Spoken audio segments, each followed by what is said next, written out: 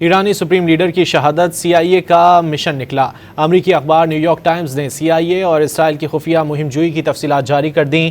اخبار کی رپورٹ میں بتایا گیا کہ CIA کئی ماہ سے آیت اللہ خامنائی کی نقل و حرکت اور قیام گاہوں پر نظر رکھے ہوئے تھی اور حملے کا منصوبہ بھی بنایا ہوا تھا، لیکن جب اطلاع ملی کہ ہفتے کی صبح تہران میں اعلیٰ ایرانی حکام کا اہم اجلاس ہونے والا ہے تو فوری طور پر فیصلہ بدل کر حملہ کرنا پڑا۔ ایرانی سپریم لیڈر کے بھارت میں نمائندے ڈاکٹر عبدالماجد الہی کے مطابق رہبر اعلیٰ نے عوام کے تحفظ کی خاطر روپوشی سے انکار کیا۔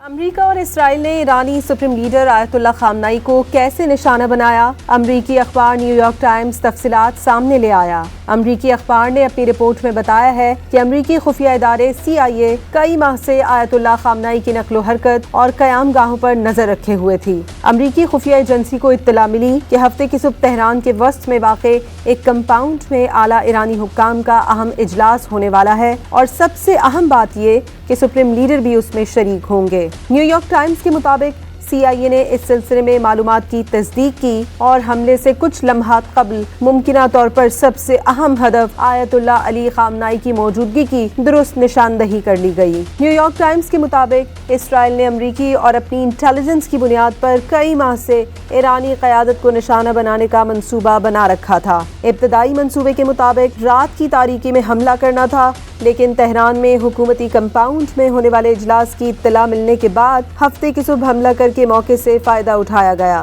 بھارت میں ایرانی سپریم لیڈر کے نمائندے ڈاکٹر عبدالماجد الہی نے شہید آیت اللہ خامنائی کے محفوظ مقام پر منتقل نہ ہونے سے متعلق اہم انکشاف کیا ہے۔ آیت اللہ خامنائی was in his office every day and several times the security asked him to move from his office to another city and he refused. He said if you could move 90 million Iranians to another city I will move after 90 million. امریکی اخبار new York Times کا کہنا ہے کہ بنیادی طور پر intelligence tape ایرانی supreme leader اور اعلیٰ قیادت کی شہادت کی وجہ بنی۔ رپورٹ میں یہ بھی کہا گیا کہ ایرانی قیادت ممکنہ جنگ کے واضح اشاروں کے باوجود مناسب حفاظتی اقدامات کرنے میں ناکام رہی۔